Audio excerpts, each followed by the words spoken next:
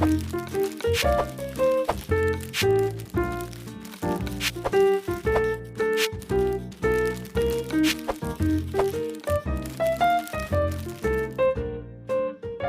it's Nikki, and welcome back to Live a Little, your cozy corner of the internet where we discuss all of the in between parts of life, the messy, honest, and unfiltered, where you may not always have that person to talk to about them, but here we do it all judgment free.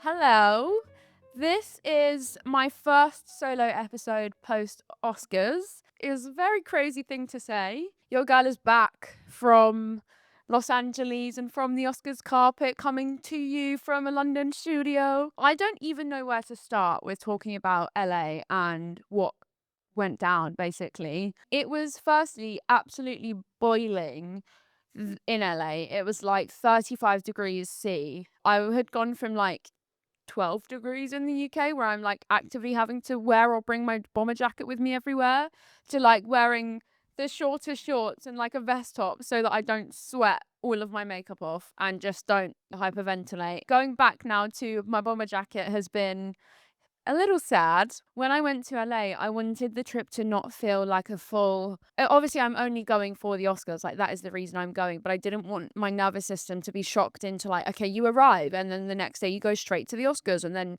you leave. Like, I wanted to build it out a little bit more to take less pressure off me and make the trip, because it's such a long flight, especially for me with my medical condition. It is such a long flight. You kind of want to make it feel more valuable and worth it, whether it's work wise or just like you having a bit more free time to do stuff and explore. So this time we went, I went with my best friend Alicia.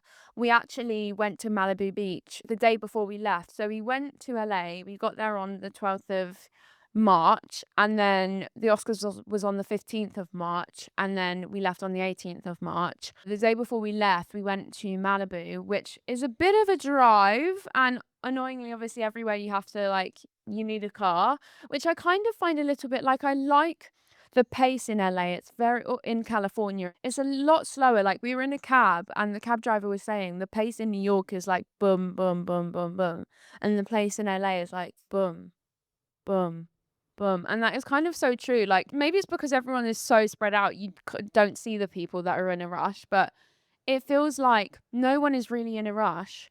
And so nothing has like this kind of like sense of urgency. And obviously there's urgent things that need to be done, but it doesn't feel like that scary thing of like, oh my gosh, everything needs to be done now. Like, we're in a rat race. Like, it doesn't feel like that because you. Sorry. No, it's fine. Snoring straw. Coffee's got me a coffee. She is strong. I can't do an episode without coffee, it seems. So got a coffee delivered to me. Yeah, it just doesn't feel so. I think maybe because the weather's nice and they're by a beach. There's something about being not by a beach. They're not by a beach. It's, it's still like 50 minutes from West Hollywood, Malibu Beach. But there's like multiple beaches that are like 45 to an hour away or an hour and a half away that you can reach. So I think by being near a beach, I find like even when I visit seaside towns, it's like because you're not in the city environment, everyone just seems calmer. But I do have a soft spot for New York, I do. And maybe that's because I've lived in London like my whole life. So though I'm not in the city centre of London, I still do have the greenery around me and like a proper neighborhood with like houses, not high rises so much. I appreciate that like slower pace of life a lot mentally that they have there. But it was really nice to go to Malibu and see something different, because we were staying in West Hollywood, which is good in terms of like an area to stay in. If you're in Los Angeles, it's a good area. It's as well connected as I think you could probably get. I think after a couple of days of like, okay, we've gone to the Grove, which is like an outdoors mall, and like we've gone to Target and we've gone to Erewhon, like we've done all of the like typical LA things. There's only so much you can do, and I know there's parts of LA that are like especially beautiful, so I really wanted to do a beach this year, and that felt like a good way to do it, is to do it just post Oscars when I need to like kind of ground myself, to just be in nature, be by water. I'm always most kind of calm by a body of water. Maybe it's the cancer in me because I can't swim, so it's not being in water, it's just being by it. Like, my screensaver on my phone is literally like the beach in Brighton, which isn't my favorite beach because it's pebbly, it's not sandy, but just water, like being by it, I find very comforting. I was saying to my sorry, like little side kind of intrusive thought. I was saying to my therapist last week that I find it really also it was such a disorientating week. I got back on a Thursday and then on a Friday I had therapy and I was like, I've just been to the Oscars in this space of a week and now I'm back with you speaking about like my dark thoughts and stuff, and I've just been on the Oscars carpet in like less than a week before. Very disorientating. I'm still beating the jet lag, honestly. Like I feel like I don't know, like I've taken like a sleeping tablet. I just constantly feel a bit like a zombie at the moment and like I'm either sleeping too much or too little. Jet lag is the worst. But anyway, I was saying to my therapist that there's something really like calming about nature. Obviously there is, like that is common sense. But there's something about the fact that like nature is there before you and after you is kind of the one consistent thing. Obviously it changes and ebbs and flows. I know that, but like in a baseline way, it's kind of like one of the few consistent things in life is like you can go outside and see the trees, or you can go for a walk in nature. There's something about just kind of being in something that feels like a consistent thing in your life and that has life is really special and healing. Now the weather is getting a little bit better. It's not coats and woolly jumpers so much. It's like coats and t-shirts. Now it's that weather in the UK at least. I'm really looking forward to actively trying to spend more time in nature. I think like the weather in LA really made me miss having sun and having like a bit more of like a want to go out because the weather's nice.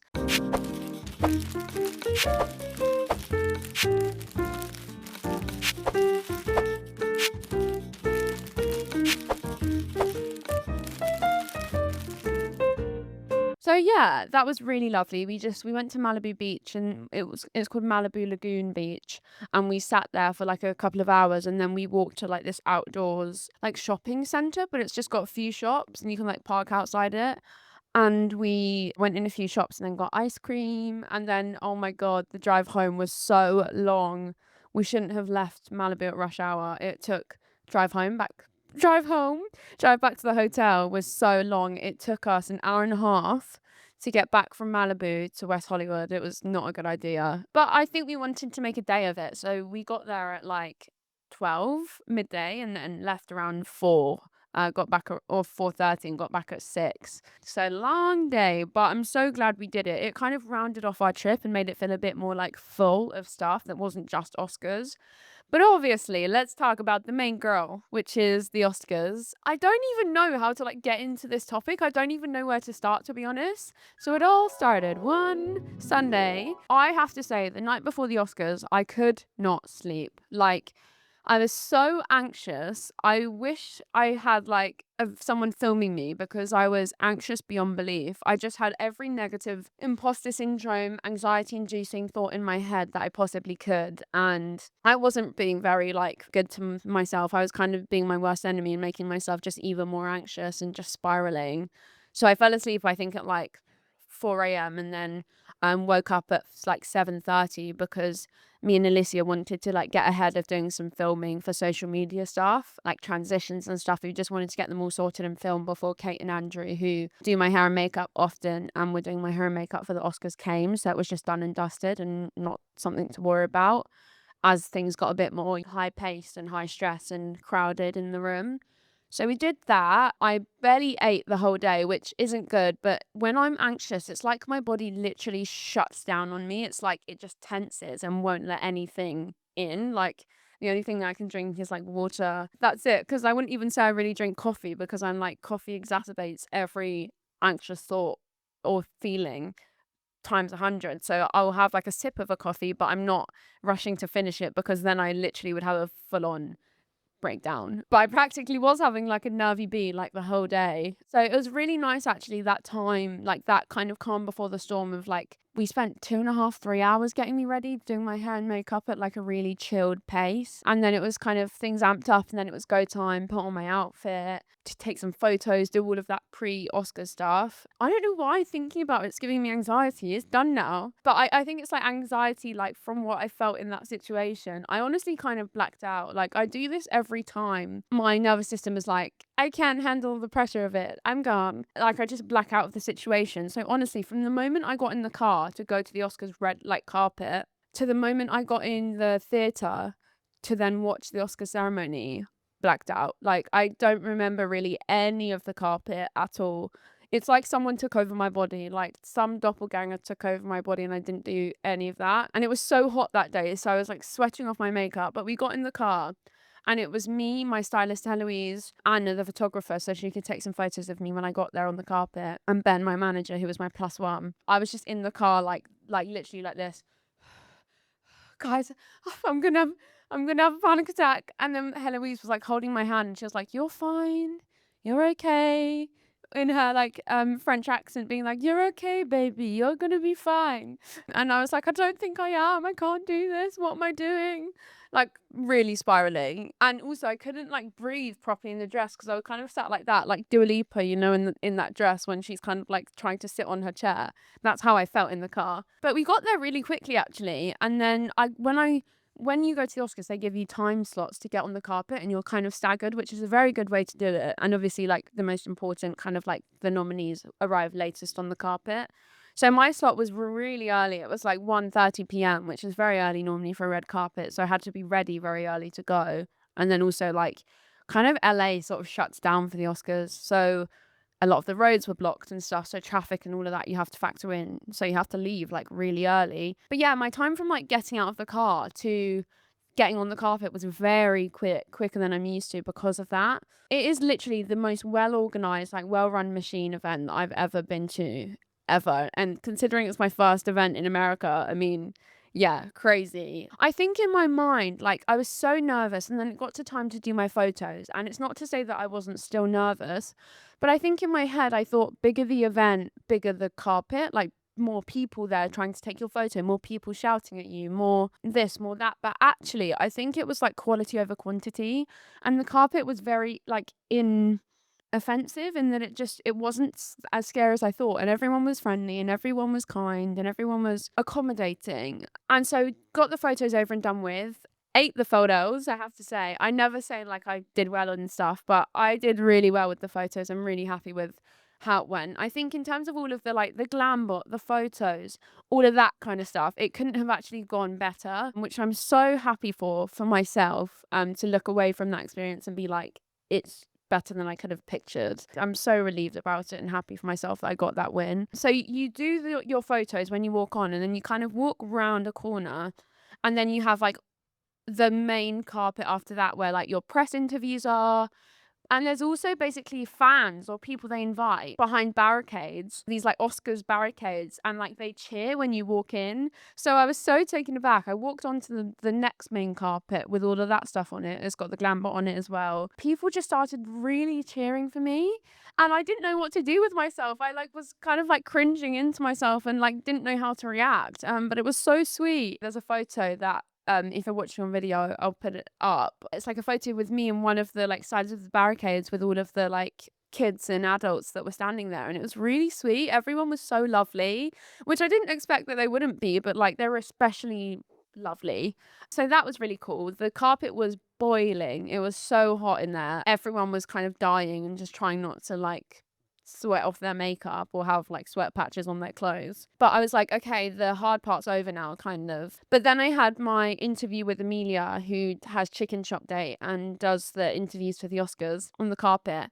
And I'd never actually met her in person. Always been a fan of like what she does. I was like, I need to make these few minutes count. I was just like, oh, okay, just be yourself, Nikki. Try not to be too in your head and just, yeah, be yourself. Because I think when you're doing stuff like that, you can just try and like make yourself palatable and like dull yourself and be as kind of PR friendly as possible. And I was like, just be yourself. And I think that went really well as well. She was saying like, we've come a long way from the tube and now we're at the Oscars, and that is very true. I was like, I was once on the Piccadilly line and now I'm here. That went really well, was happy with that. And then while I was on the carpet, I was on my way to the Gambot. McKenna Grace, who is a actress, like a young actress in America, I wouldn't even say up and coming because she's already like up. She's, you know, just getting bigger and bigger. She's in the next Hunger Games film that's coming out, and like Five Nights at Freddy's, and loads of films, like she did a film with Chris Evans. She's in a bunch of different films. She came up to me and was like, hi, I just want to say like, I love your videos. And I was like, oh my God, trying not to like, it wasn't even like a fangirling.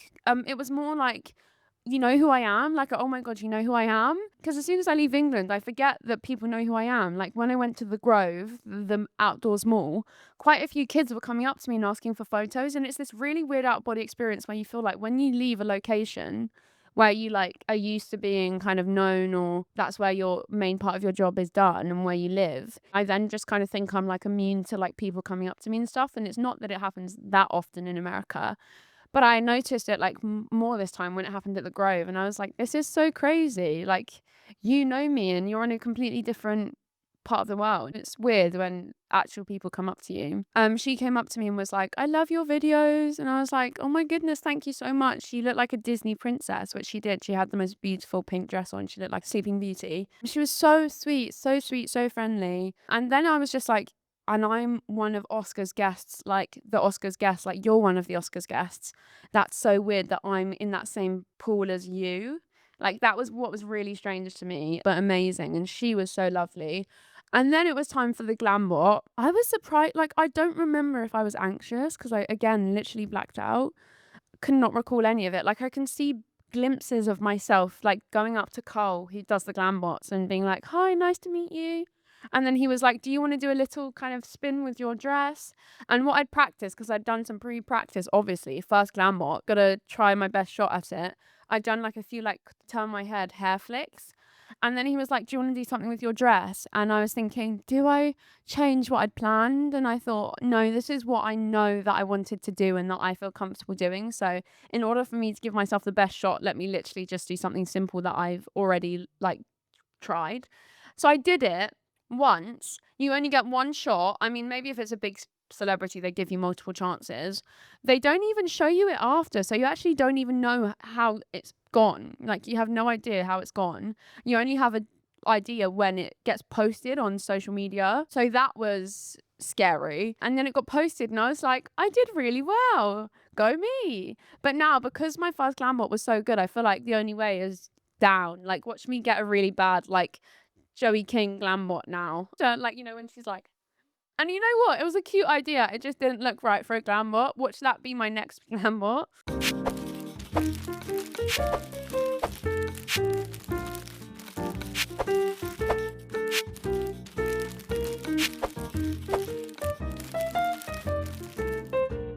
So then it was time to walk in. Our seats were incredible. My manager went last year with someone else and he said their seats were not that good. Like we were literally 2 steps up from the ground floor where all of the nominees are, like the Timothy Chalamets, the Kylie Jenners, the Jessie Buckleys, the Paul Mescals, like they are all on that floor. Leonardo DiCaprio. Like I was in like, no, I'm not going to say touching distance because I actually wasn't in touching distance of any of them, but like I was not far at all. Like I could, without my glasses, which I'm short-sighted, mind you, cannot see shit without my glasses on. Don't wear them enough because I hate the glasses marks they leave when you're wearing makeup, and can't wear contact lenses. But anyway, my mind's going 100 miles an hour today because I'm like so jet lagged and I've had 2 coffees and I just don't feel very like I don't feel like I'm literally on this planet right now. But yeah, like I was not far from them at all. Like I could see them clearly without my glasses on, which is saying something. But it was amazing. It's a very long day. You sit down and like it at 3:30. It starts at 4 p.m. live. And then it doesn't end till like 9. And then after you have something called the Governor's Ball, which is where the winners go and get their Oscar engraved with their name, because obviously they don't know who's going to win beforehand until they reveal it.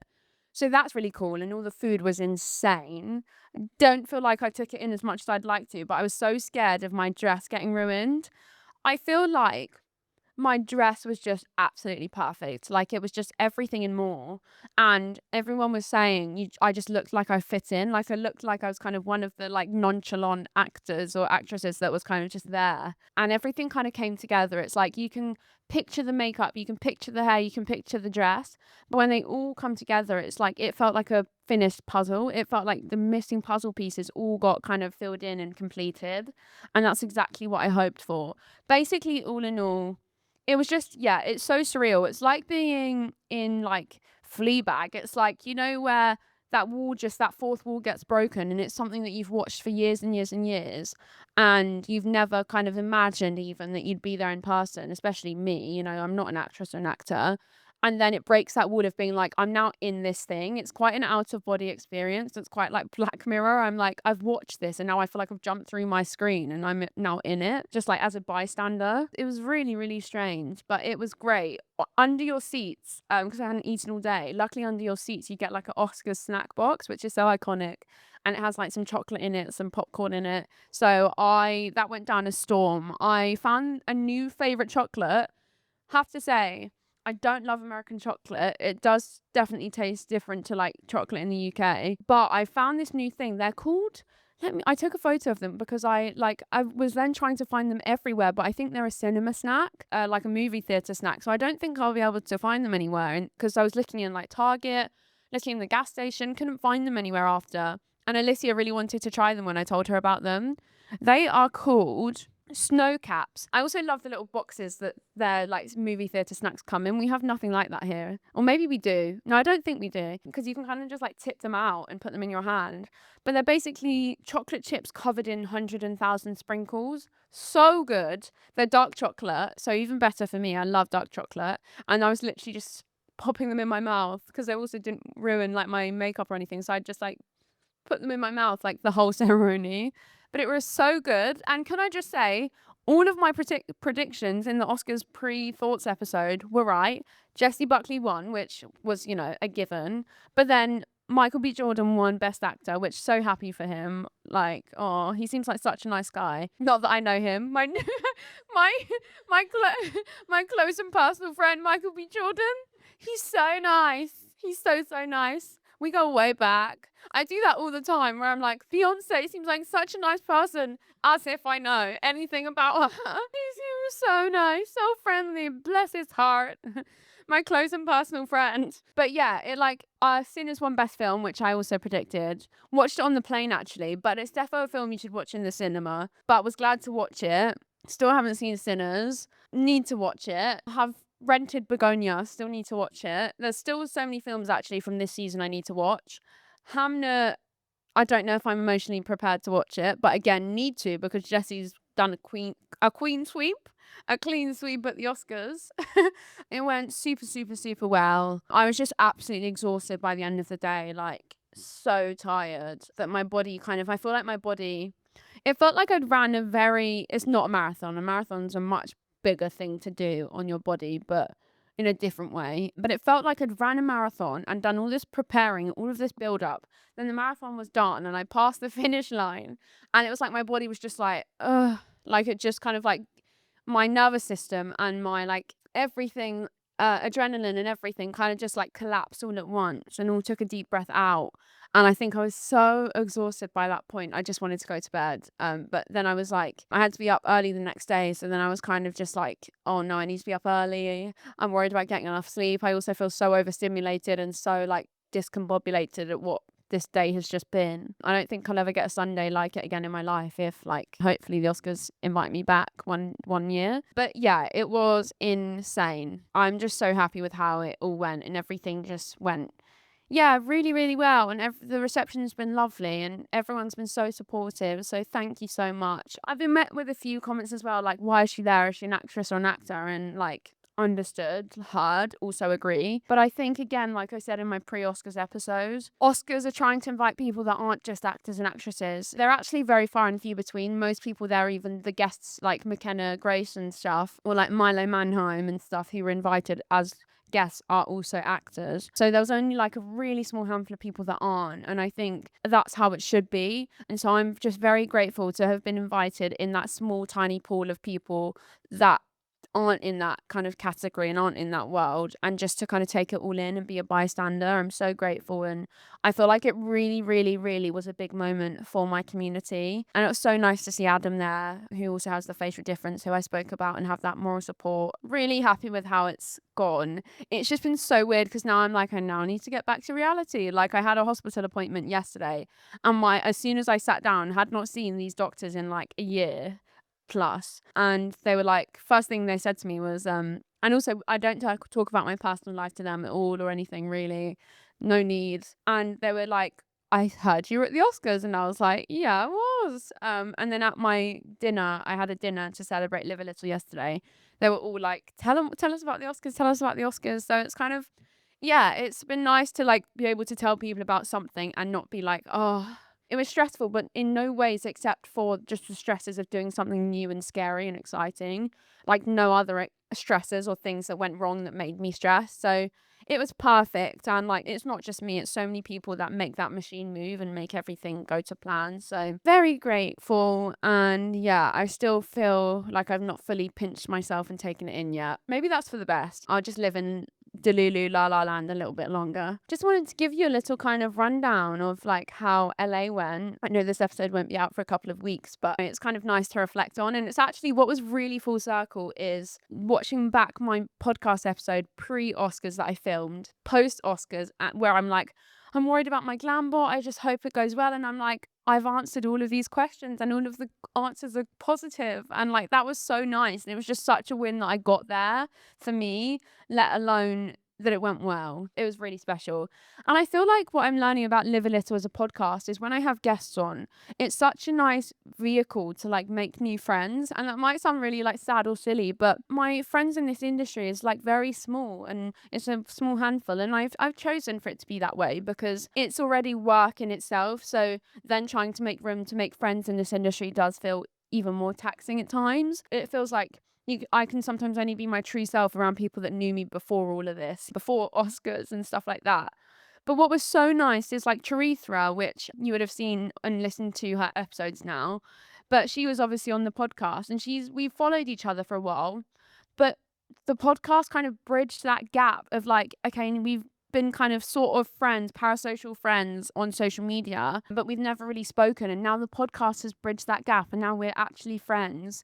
And so when I found out that she was also going to the Oscars and she looked incredible, she was wearing the most gorgeous green dress. It looked so good on her. Everyone just looked insane. The girls, the guys, everyone looked so good. It was really nice because like we found out we were staying at the same hotel. I was walking into the lift with Alicia and Alicia tapped me and was like, isn't that because someone was walking out of the list and it was Charithra and she was like holding her takeaway. And I was like, oh my God, babe, we're on the same floor of the hotel. Like, what are the chances?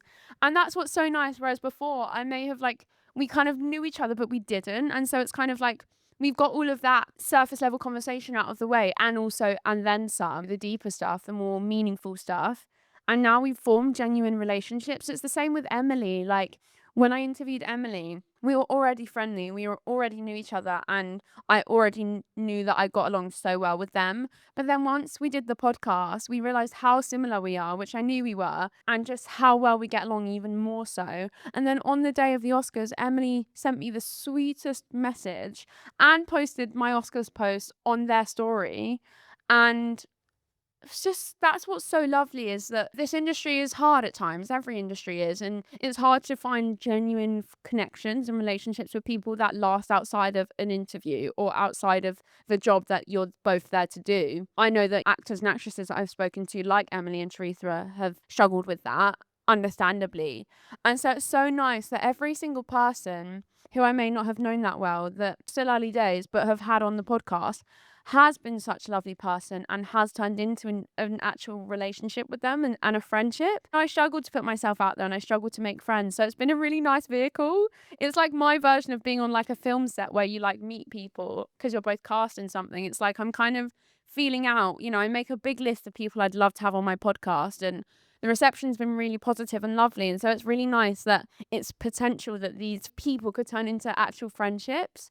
And it's really nice. It's nice to then be like, oh, maybe we're both going to be at the same event and be standing in the corner like by ourselves. And I now feel comfortable to go up to a Charithra or an Emily and be like, hey, like, how are you? Because I've interviewed them and we've spent hours together talking and stuff on the podcast, and now we know each other. So it's been really, really nice. And I'm really looking forward to having more experiences like that with people, because it's harder and harder to kind of make friends, especially when you're at these big events at the Oscars. People aren't looking to make friends, they're looking to just survive the carpet in a high pressure, high stakes thing. It's really nice to build like real genuine connections out of it, and everyone who's been on so far has been so lovely, and I'm so grateful that people are taking the time.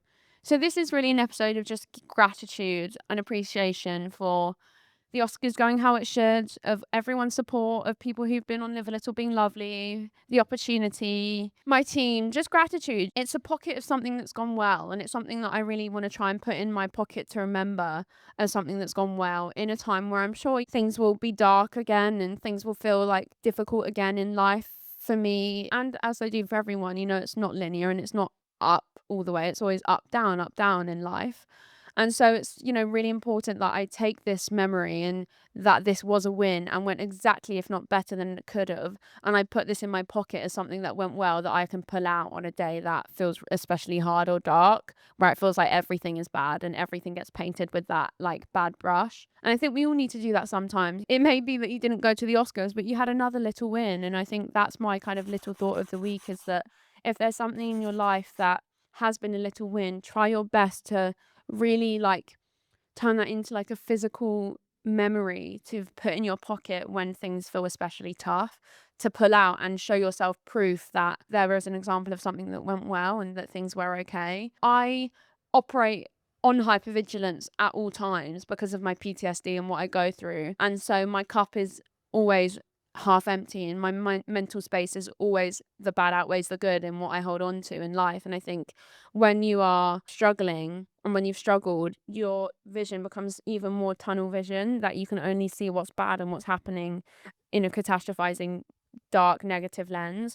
And so it's so important, not even going to the Oscars, that's a massive canon like event thing to have an example to pull out on a bad day, but even literally just like making it to an outing with your friends and everything going as you hoped, or having a good health day. It's not to say that then the bad health days won't be as bad, but it's proof that there was life or a moment where it wasn't as bad. And I think that's what we need, is that nuance to show that there was moments, even just moments of levity. Things can be bad, but I think you really need to be able to show yourself that when things are bad, there's been examples when they haven't been as bad, and examples of light, and examples of like where things have felt a little bit less heavy or easy or escapable. For those few hours that day, I wasn't as much thinking about I'm going to have a nosebleed, or I wasn't as much like, where do I need to exit in case something happens. I was thinking about, really trying to take it in and be in the moment as much as I could, she says, even though she literally blacked out for some of it. But yeah, I think that's all we can do in life, is just like try to remind ourselves on the bad days that there has been worse and there will be better, as hard as it is. But I love you guys, and thank you for listening, and thank you for showing up week after week to listen to little old me ramble about the thoughts in my head, the intrusive or the things going on in my life. And thank you for sticking around, whether you have hopped on the train of like my journey yesterday or been on it since I first pressed record on a camera all those years ago at 8 years old. I appreciate it all. So thank you for listening. And as always, remember to be kind to yourself and live a little. Bye.